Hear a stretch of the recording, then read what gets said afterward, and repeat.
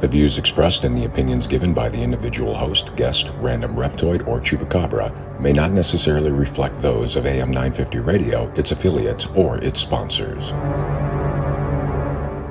Now, it's time to step into the unknown.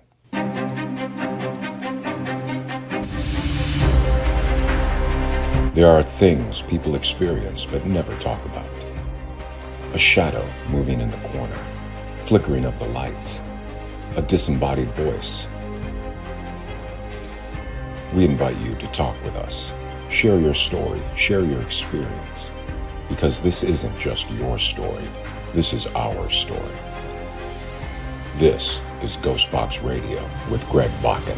And this is GhostBox Radio on AM 950, where every night we talk about the paranormal, ufology, Bigfoot, and so much more. My name is Greg Bakun. Thank you very much for joining me on this kind of a special anniversary night, actually. And this is one of those situations, I think, where things just kind of align appropriately. So first off, the anniversary here is, today is the 55th anniversary of the moon landing, okay? As our guest is going to tell us tonight, is it? That's kind of the question that we are going to be talking about tonight. We're having this fantastic conversation with author Craig Fraley. Craig wrote the book called Why There's Doubt, Moon Landings. And the purpose of the book is to talk about did it happen or not, and get as much evidence together as possible to put it together for people to make up their own mind about it. We did try to have Craig on before, and I do apologize. I seem to have had some sort of technical issue on my end, and that was when my Facebook was down and stuff. So we had to cut our conversation short with Craig even before we got anywhere with it. So Craig, welcome to GhostBox Radio. Thank you for being so flexible and actually making yourself available on the anniversary.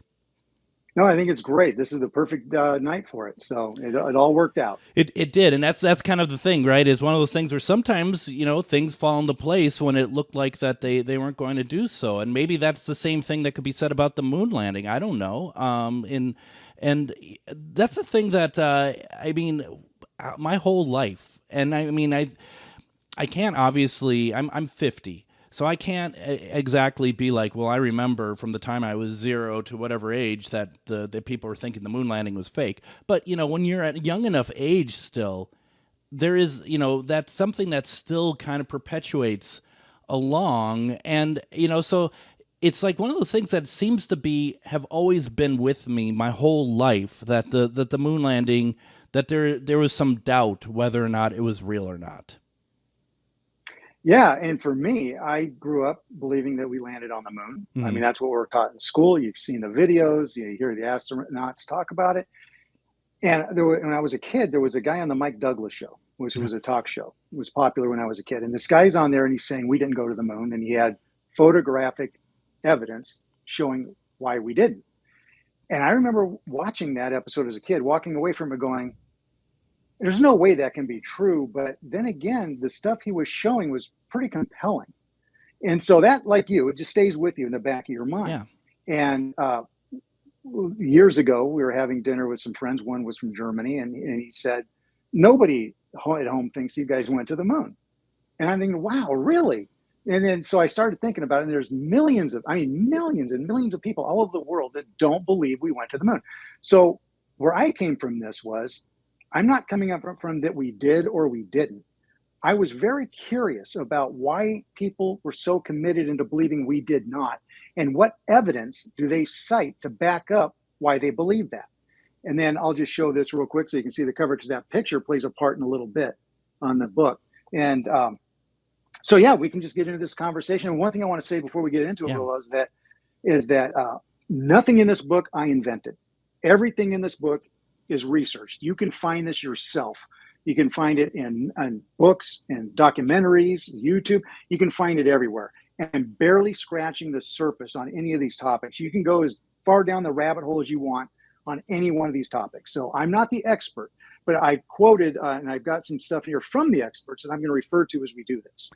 And I do want to just point out that if you want to be like me and pick up the book, Why There's Doubt, Moon Landings, it's available on Amazon. And I mean, mine doesn't come with all the Post-it notes that you have in your book. Yeah. Holy cow. I mean, But you know what? You came loaded for this thing. It's only an hour show. I just want to make sure you know that. Okay. Oh, I know. But the thing is I want to make sure that I have all the highlights where I can find them, where we can talk about it. And everything that's on these Post-it notes, whether they are in the book. So when you get the book, you got all this information. And I'm going to tell you also, I mean, my plan is not to let those Post-it notes go to waste. I mean, whatever we don't get through tonight, I would be more than welcome to keep, if you're up for it, to keep the conversation going on it.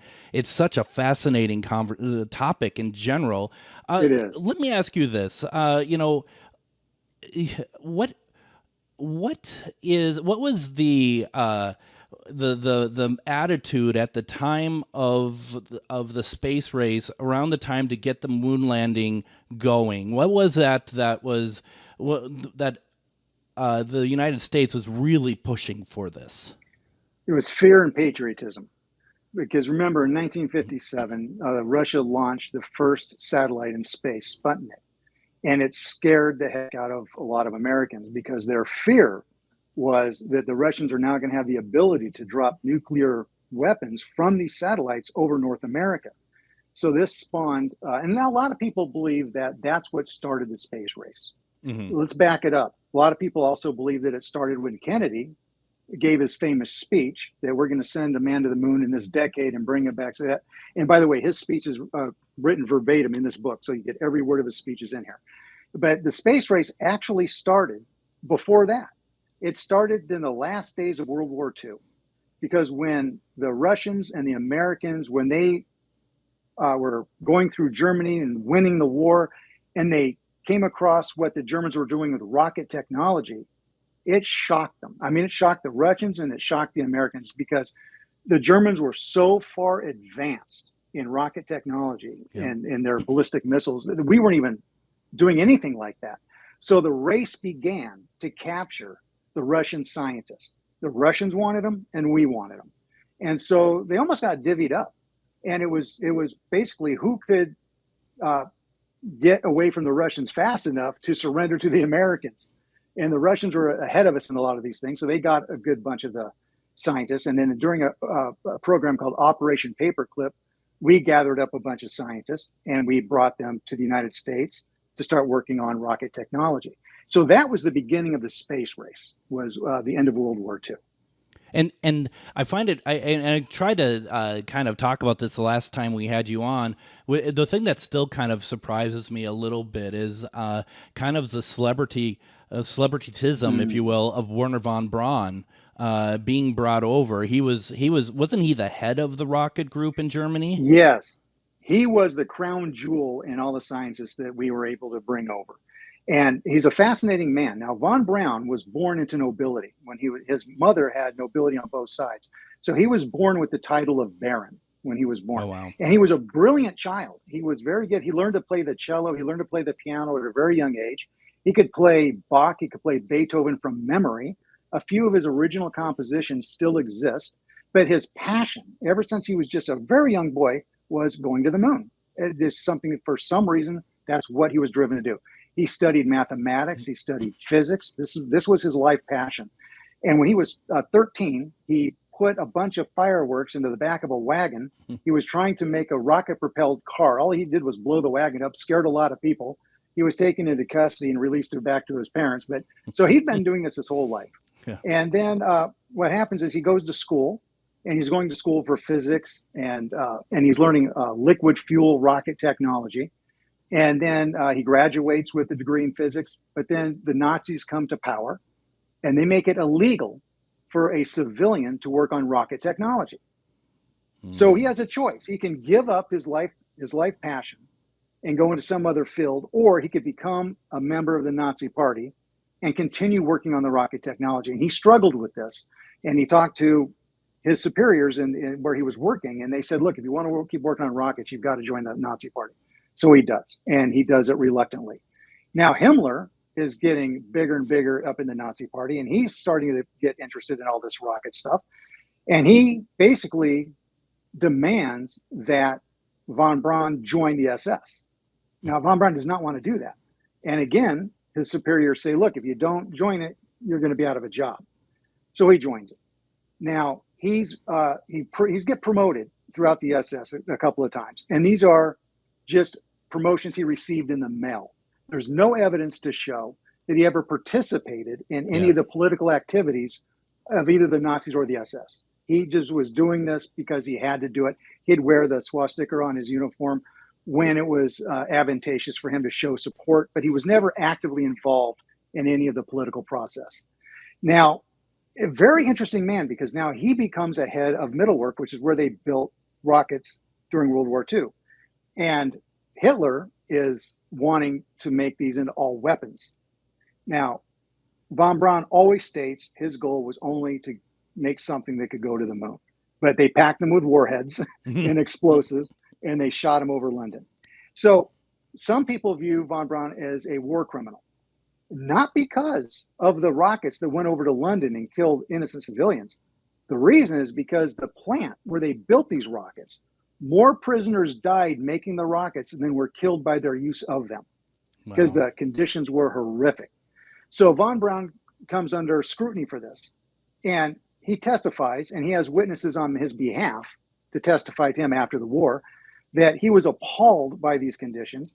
He tried to interject, and he was quickly told, if you don't mind your own business, you'll end up in the same striped pajamas as the people making the rockets. And then another person, and it's quoted in the book, the article is from the Huntsville Times, and he was asked if he could have intervened in that, and the quote was, and this gentleman who worked with him, Conrad Donnenberg, he said, if he had done it, in my opinion, he would have been shot on the spot. Yeah. So he has to just build these rockets, is what he's doing. And I'm not saying he was a good guy or a bad guy, but now here's what's really interesting. The war's ending. The Russians are coming fast. He does not want to be captured by the Russians because he knows how they treat the prisoners of war. He wants to surrender to the Americans. And there's this harrowing event that happens where he ends up breaking his collarbone and his arm, getting away. And so he can get to the place where he can be, surrendered to the Americans. So the Americans get him. What the Americans do, once they realize who they've got, they bring him over in Operation Paperclip. They don't tell the Americans that they have him for many, many months later. But in the meantime, they expunge his Nazi record. And they basically give him a path to citizenship, and now he's working on the American rocket program. Now, that's 1945. Only 10 years later, in 1955, guess what his title is? He is the technical advisor for Walt Disney Studios. That's right. So he's working for Walt Disney Studios, making space films to help promote space exploration to the American people. This is going to be very expensive.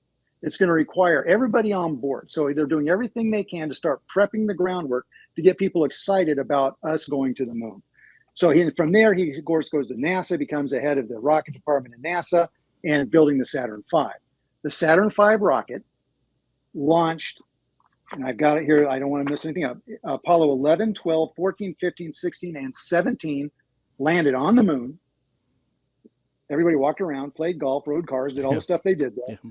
And then came back safely with the Saturn V rocket. And we'll get more into the Saturn V rocket in just a little bit. But now, the Saturn V rocket was developed based on the rockets he was shooting into London from Germany, which were called V2 rockets. And the V stood for vengeance, a vengeance weapon. So that brings us up where, for von Braun, how he got over here to be a part of NASA. Wow. And, you know, it's interesting, too. I mean, I'm sure there's no correlation, but Saturn V would have been a Roman numeral V. Yes. You know, is that something? It's crazy. And I don't want to take us too far off topic, but, you know, one of the things I've read about, too, about like that he is working with Disney and stuff, that one of the things I see crop up is the fact that people believe that Disney Studios had a hand in the creation of the footage being shot for the fake moon landing. You know what I mean? That, you know what, I haven't come across that, but we'll get into Stanley Kubrick in a little bit. Yeah, and that was all most part of it people too. Believe that. Yeah, and I'm sure that Disney helped with some of that as well. I mean, they had the facilities, they had the money, they had the technology to do that. It's absolutely unbelievable, and there's so many rabbit holes to go down here. Why don't we do this? First of all, once again, we're talking with Craig Fraley. We're talking about Why There's Doubt: Moon Landings. It's available on Amazon. Please go check it out. I've read the book. I'm enjoying everything about it. I love your take on it. But why don't we go ahead and do this? Let's take our first break. When we come back, we're going to continue our conversation about why there is doubt with the moon landing, plus, anything else. And there's so many places to go. I don't even know where we're going to go. You're listening to GhostBox Radio on AM 950.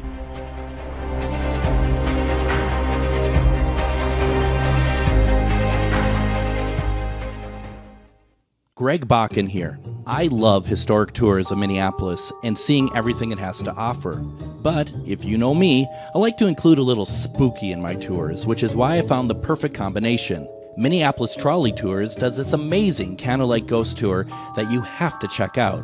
It's an extremely immersive experience. It's a trolley trip that starts out at a haunted mansion, traveling around Minneapolis locations exposing ghost stories that the public and business owners would rather left untold. Then a tour of the aforementioned haunted mansion where ghosts of past residents from the 1800s reside, plus a lot of surprises to discover. Next, experience Gertrude's After Hours. Did I mention Gertrude is the mansion's most famous ghost? Maybe she'll show up. And you finish up the tour at Gertrude's Lounge in the haunted basement of the mansion with refreshments and Q&A. The trolleys are climate controlled and the mansion is restored to perfection. Check out MinneapolisTrolleyTours.com for more information. Greg Bakun here. Like you, I love good, fresh, delicious food. So I want to tell you about this treasure in Roseville called Maverick's Real Roast Beef. Maverick's has the best roast beef sandwiches I've ever had. Made fresh every order. Add fries or onion rings dropped in the fryer when ordered, and you have a winning combination. Maverick's Real Roast Beef has a lot more than roast beef, so check out their website, mavericksbeef.com, or check out their restaurant on Lexington in Roseville. The Tilted Tiki, located in downtown Stillwater, helps you get your tropical tiki vibe on with a large selection of fantastic tasting tiki cocktails served in unique and fun glasses, a menu of delicious food ranging from small bites, craft tacos, sandwiches, and more. Plus, don't forget they have live music Wednesday through Saturday nights. Located in downtown Stillwater, the Tilted Tiki is your tropical relaxation restaurant in Minnesota. Visit thetiltedtiki.com. And welcome back to GhostBox Radio on AM 950. My name is Greg Bakun. It is the anniversary, the 55th anniversary of the moon landing from 1969.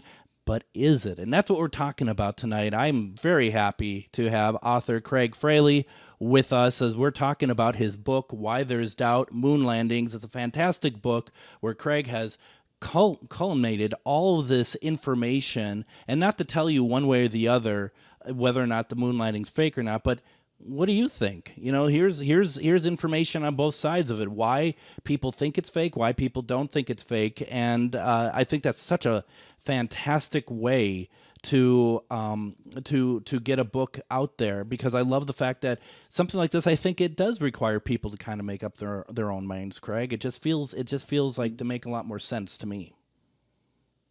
Yeah, and somebody had a good quote, and I can't remember, and somebody told me this, and they said basically what they believe with the moon landings is that technology finally caught up to the lie. Yeah. And that's really, and because science doesn't lie, math doesn't lie. You can't, 2 and 2 is 4.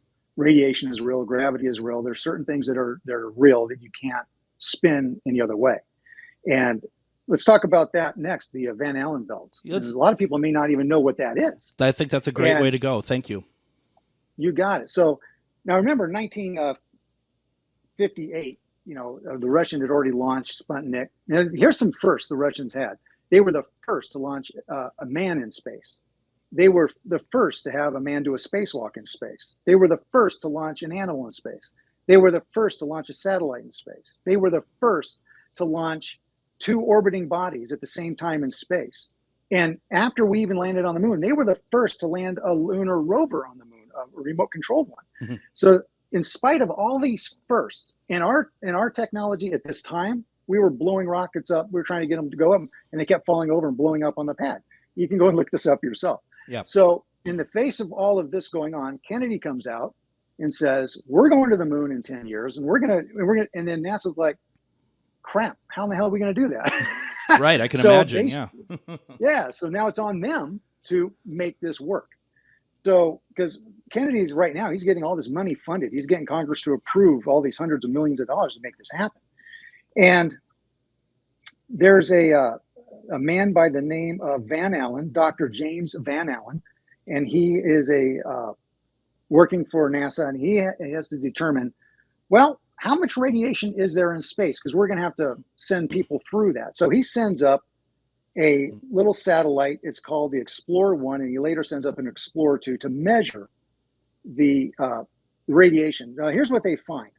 They find that we have 2 orbiting bands of radiation going around like a donut around the Earth. Got it. And these here, see, the belt is made up of highly energetic protons.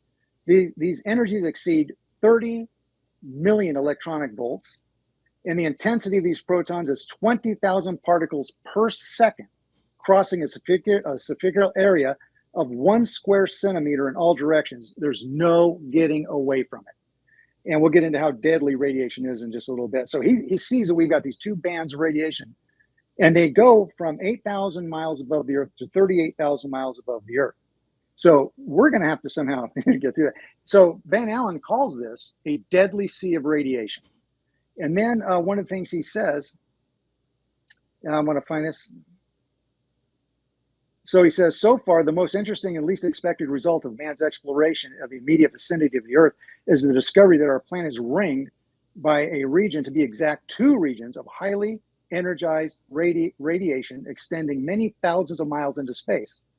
This discovery, of course, is troubling to astronauts. Somehow the human body will have to be shielded from this radiation. And he says, even on a rapid transit through the belts. That's important. Yeah. He says, even on a rapid transit through the belts. So they discovered that we got all this radiation. And what are we going to do is he goes out and he talks to the American Rocket Society in July 1962, because between 58 and 62, they haven't figured out how we're going to get through the radiation.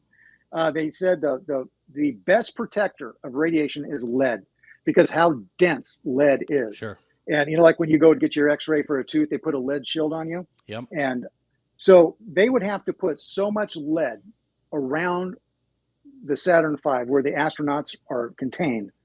There would be there's never been a rocket invented that could get that much payload out of orbit. Could be too heavy. In an orbit. Way too heavy. Way too heavy, yeah. So in July of 1962, Dr. Van Allen, he addresses the American Rocket Society on radiation and the Apollo mission. And he says his solution would be to detonate a nuclear bomb in the belts. Basically, that bomb would scatter all the electrons, make a hole for the astronauts to go through. So NASA denies that they ever did anything like that. However, coincidentally, in July of 1962, our military detonated it was a 1.5 megaton thermonuclear device. They called it Project Starfish. You can look this up. Mm-hmm. And they blew it up in the portion of the Van Allen belts. And here's what happened. Did they blow a hole in the radiation? No. They created a 3rd ring of radiation, 25 times more lethal than the Van Allen belts. Oh my God. and when I first read this, it kind of made me mad, even though, I mean, I was born in 62, so I was born when this happened. But when these scientists did this, and I read one article, some of them weren't even sure if they were going to catch the atmosphere on fire, but they did it anyway. They didn't care. And I mean, no, and it just amazes me people can be allowed to do this kind of thing. So now they've got 3 deadly bands of radiation. So we didn't fix it; we made it worse. Yep. Sounds about right. Yeah. Okay. Yeah, and then it knocked out satellites. There were several satellites that just stopped working. They were in orbit, and so that's what happened there.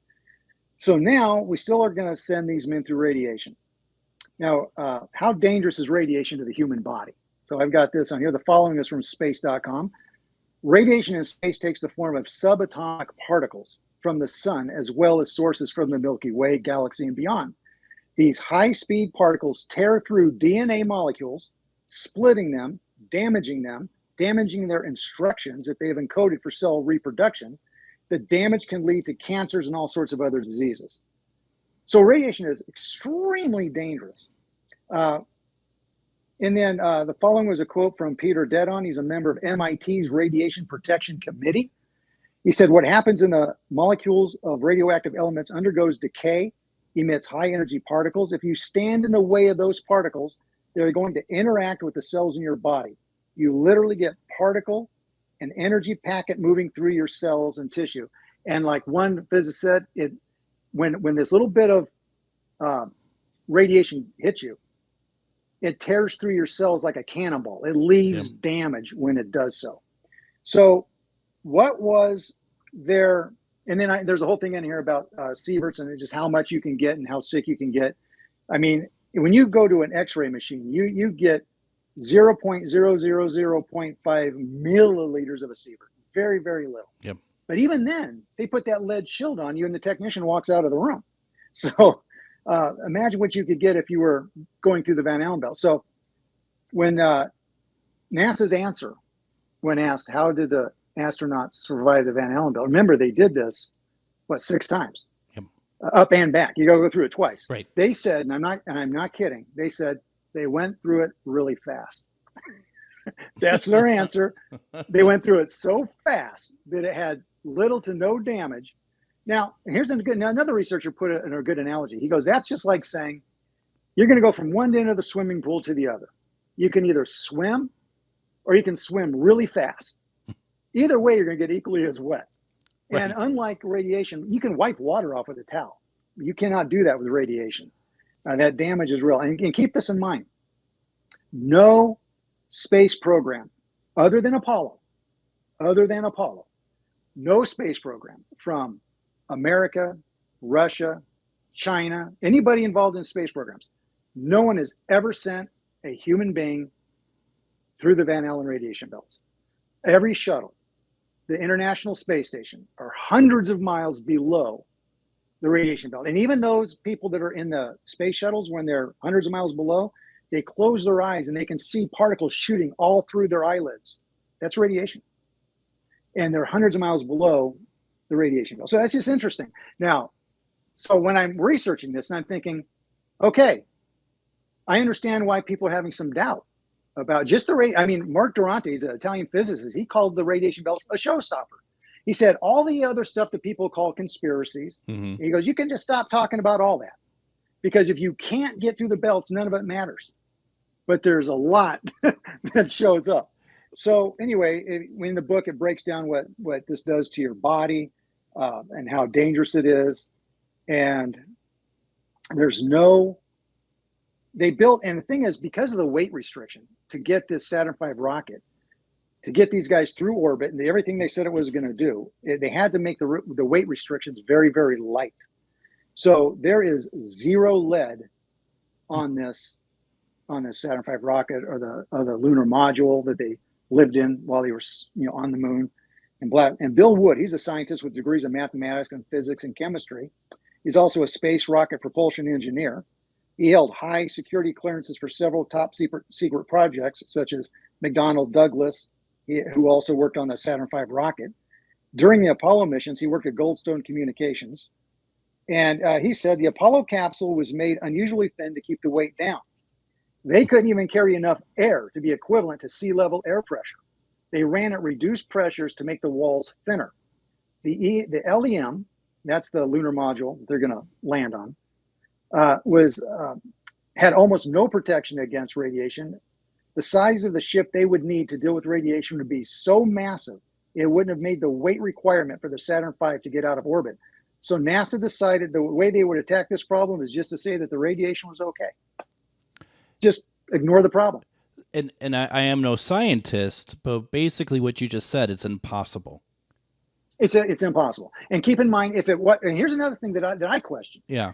If it wasn't impossible, and keep in mind the Russians beat us, and I only listed a few. They beat us in 22 firsts in the space race. Mm-hmm. And because they were the first to put a satellite in space, did we quit? No. They were the first to put a man in orbit. Did we not try that? No, we did. We were behind them every time, but we didn't stop trying. Yeah. So the first we make where we land a man on the moon, they just quit. That makes no sense. It makes no, of course they would have landed a man on the moon. Of course they would have planted their own flag. Of course they would have said, we've done this. We may have come in second, but we're here. There's no way they would have stopped. What stopped them? A lot of people say what stopped them was the Van Allen radiation belts. Like because you can't get there. And just to be clear, folks, if you buy this book, it's not just one page saying it's because of the Van Allen belt, you know, and there's a lot more to it. There's a lot more to it than that. But I mean, that is incredible. And it defies any sort of explanation. And to your point, because it's like you think about it. I mean, to the layperson such as myself who doesn't know anything about anything, you know, I'm going to be like, you go into space, you go into space. So the first man in space from Russia, you know, it's just like that to me. That's no different than going to the moon. And you would have to think that's what NASA and the government kind of play off of, is people like me who's not questioning. We just take it at face value. They don't want people questioning at all. In fact, there's one researcher, he went to a spokesman to NASA with some of the photographic evidence we're going to get into in a minute. And he said, this is just claptrap pseudoscience. And if you find any evidence that NASA, you don't bring it to NASA. That was his response. Right. So NASA does not want to be questioned about this. They don't want to have a conversation about this at all. I want to bring up one more thing about the Van Allen belts. And now there's a scientist, he works for what's called the Orion Project. This was in 2017. And they were working on a program to get men to go back to the moon as a waypoint to go to Mars. So, and you can see this interview on YouTube, by the way. You can see this. So here's engineer Kelly Smith, and here's what he says. As we get farther away from Earth, we'll pass through the Van Allen belts, an area of dangerous radiation. Radiation like this can harm guidance systems, onboard computers, other electronics on Orion. Naturally, we have to pass through this dangerous zone twice, once on the way up, once on the way back. But Orion has protection, shielding to be put to the test as the vehicle cuts through this wave of radiation. Sensors on board will record radiation levels for scientists to study. And here's the big quote. We must solve these challenges before we send people through this region of space. This is NASA in 2017 saying we must solve these challenges before we send people through. And my next question is, what do you mean solve it? Didn't you solve it? You sent people through it 6 times. Yeah, starting in 1969. So 1960. Didn't you solve all of those problems? You would have had to have solved those problems in order for the Apollo to have worked. But here's NASA saying in 2017, we're still working on it and we still haven't solved the problem. So, like I said, this kid, I call him a kid because I'm probably older than he is. I don't think he was born when the first Apollo mission took place. So he's not part of what happened with Apollo. In fact, very few people are. And we'll get back to that when we talk about compartmentalization. But so I just find it's fascinating to hear this guy for NASA saying that we haven't figured this out yet. Years, and that was like what, 30 years after we had already gone. That's just unbelievable. It's like you folks aren't following your own story. Quite honestly, and here's another one that's really interesting. There was an Apollo 12 astronaut, Alan Bean. Okay, now he walked on the moon. He was asked what effects the radiation belt had on him in a documentary. Here's his reply. I'm not sure we went far enough out to encounter the Van Allen belt. What? How can an astronaut who walked on the moon not know that he went through that belt twice? We took the route. And that's his quote. We took the route that where the Van Allen belt goes around the moon as well, so we didn't have to worry about it. You know what? If in NASA now, they'd probably think, "God, we should have thought of that." They would have they definitely would have silenced him. Craig, why don't we go ahead and do this? Let's take our next break. When we come back, I want to get into the photographs a little bit. We're rapidly running out of time. We haven't really got into a lot of stuff because there's so many good things to talk about here. We're gonna get into more. You're listening to GhostBox Radio on AM 950.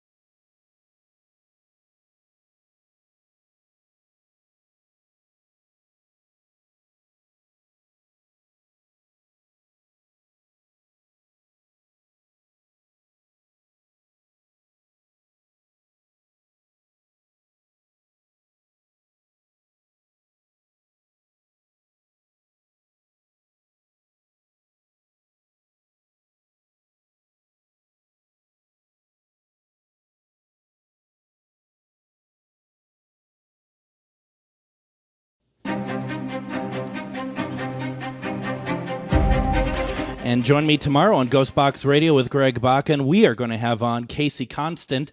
She does past life regressions, and she's going to talk to us about how that works, maybe some examples of people who are able to validate when they went through the past life regression, what they found doing research afterwards that validates the past life regression. It's going to be a fantastic conversation. That is tomorrow. Speaking of fantastic conversations, we are talking with author Craig Fraley. We are talking about why there's doubt, moon landings. We've been talking about, here's the thing. Your book, Craig, is, I'm trying to get the page count here. It's 230 pages. We've talked about two things so far, and one of them wasn't even about the moon landing, but very good background information. So, folks, we are talking off break here, and we know that we're going to bring Craig back to talk more about stuff, and we're going to head into photographs now, right? Absolutely. We'll talk about that. So Apollo, they were issued two Hasselblad 500 EL cameras. They only used one of them and the thing is, these were operated with two ordinary D batteries. Now, and the batteries advanced the film. So we'll get to that. Now the film, it was 35 feet of 70 millimeter Kodak film, and it could take 150 photographs. So that's what one cartridge of film would do. So the viewfinder was removed because they're wearing this bulky spacesuit, so they can't like hold up the viewfinder. So they anchored the camera to their chest, and they would operate with these big, bulky, pressurized gloves. Which there's some video evidence and video evidence that shows that their gloves weren't pressurized at all, which would have been impossible. And they could just click, is point and click. Right. Yet they get shots that are studio perfect. Right. And I don't even know if they had any shots that didn't come out. So anyway, here's what was amazing is this, and I'm going to hold up just for you to see. You'll have to get it in Life magazine. Hey, you can't see it right there. But the cover of, cover of National Geographic has the most iconic photo of Buzz Aldrin standing on the moon. And you can see in his reflective of his visor, Neil Armstrong, taking the picture, and there's the American flag. It's all, and he's standing in a spotlight. Which is impossible because they didn't bring a secondary light source to the moon. So they went to Jan Lundberg. He's the photographic expert, and he was the space project's manager for Hasselblad from 66 to 75. And he was the person who modified the cameras for the Apollo mission. He was asked, and you can see this interview yourself. It's in a documentary called What Happened on the Moon. He was asked about the iconic image of Buzz Aldrin. And he said, is he standing in a spotlight? And Lundberg looks at the picture and he goes, yes, it seems like he's standing in a spotlight. I can't explain that. That escapes me. Why? You'll have to ask the astronaut. So he's standing in a spotlight, which they didn't bring with them.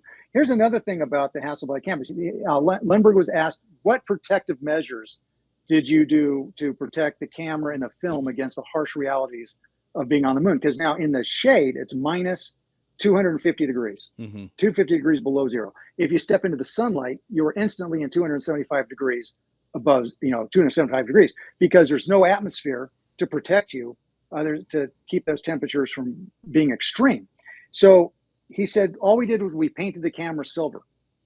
That was it. There was no lead protection. There was nothing to protect the film. Now the film, and he also said that, and this was his quote, they're not protected at all other than being painted silver. That might have had trouble if the film got too cold because it cracked. So Kodak film, at those temperatures, would crack. Right. And another thing, and the heat on the batteries would have killed the two batteries that advanced the film. It would have just killed them. And also the film would have melted. Also, there's radiation. Even on the moon, when you're walking on the moon and it clouds, it's full of radiation. And there's radiation coming from everywhere on the moon. There's nothing to keep the radiation from getting you. There's no protection at all from the radiation. And you know what radiation does to film?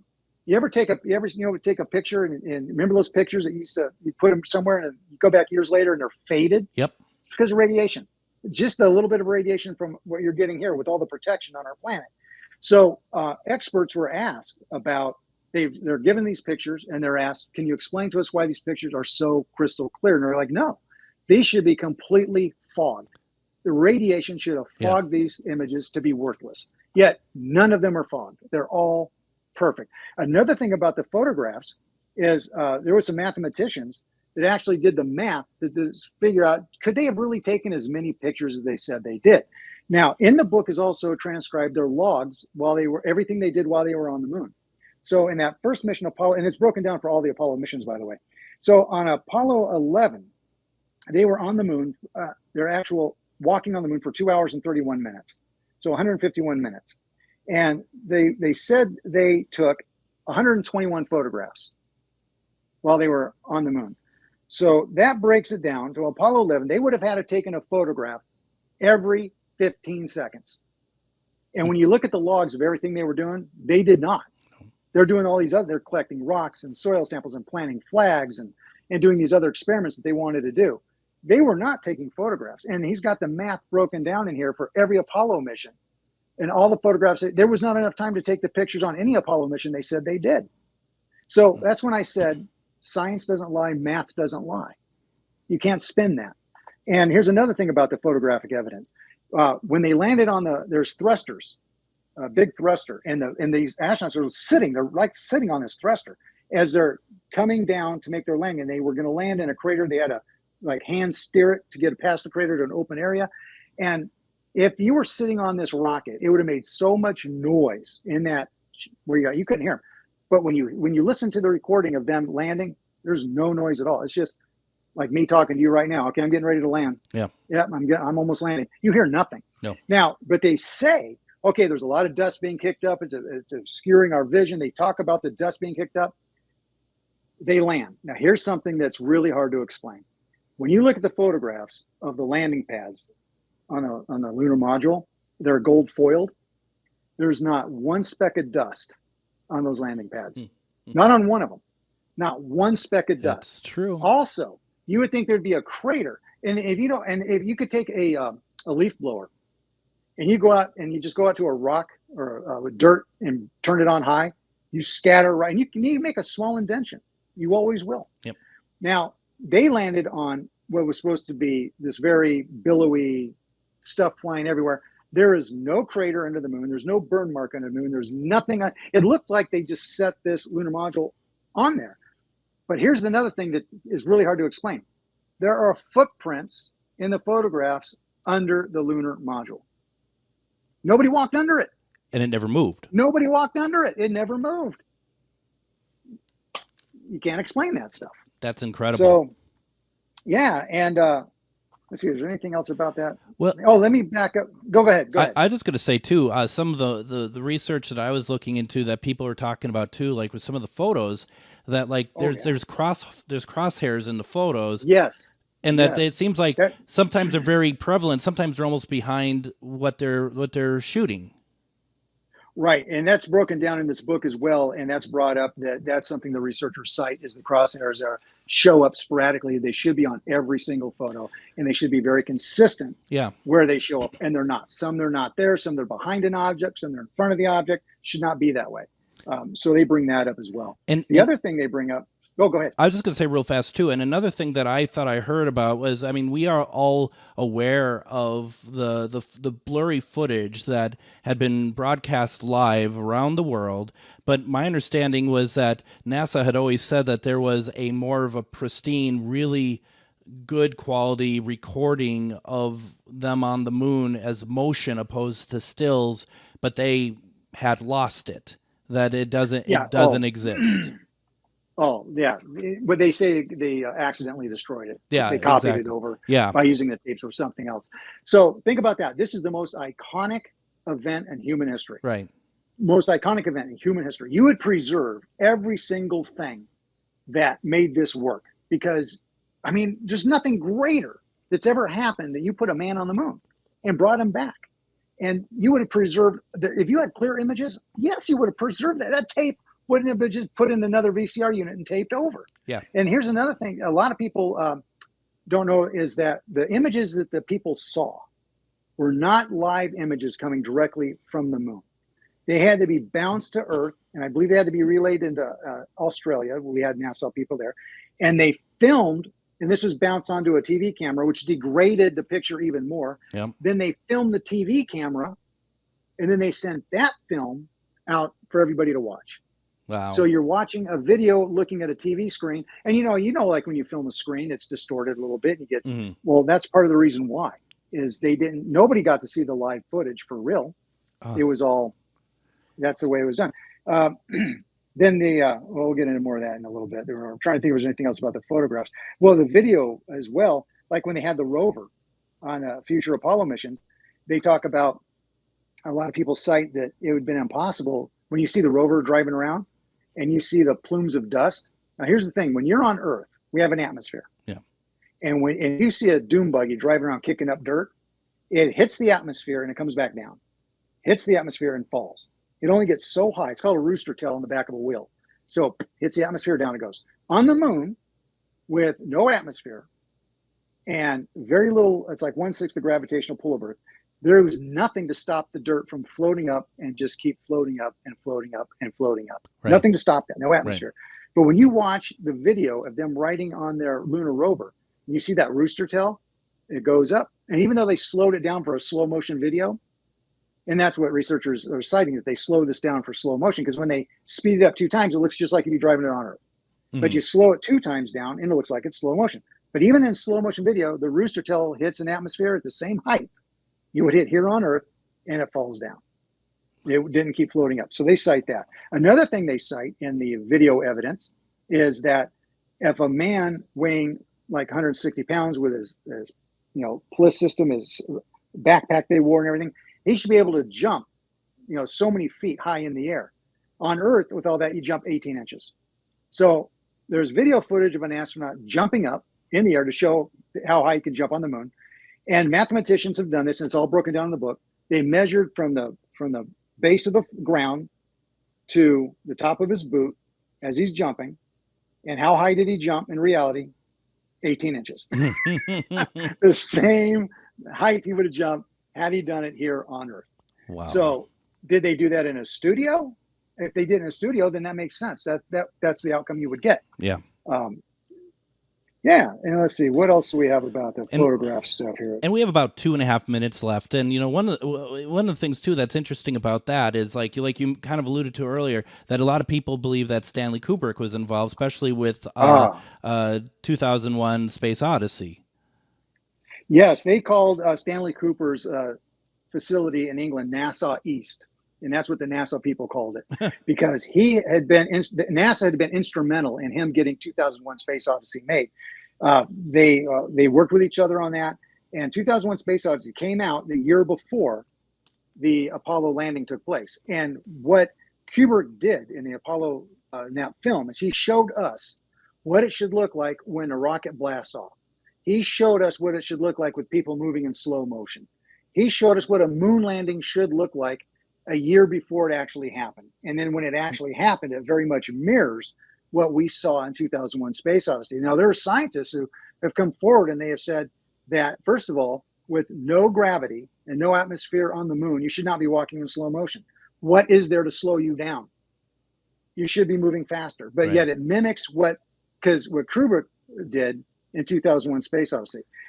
There's a lot about him, but because I know we're running out of time, but I'll just tell you that people think that he put some clues in his movies indicating that he worked on the movie, because you couldn't tell anybody he did this. Absolutely. And remember the movie Wag the Dog? Yeah. This was like a real life Wag the Dog. Yeah, so totally. I'm gonna just give you, here's a couple of things in the movie The Shining that he did. Remember The Shining with Jack Nicholson? Yeah.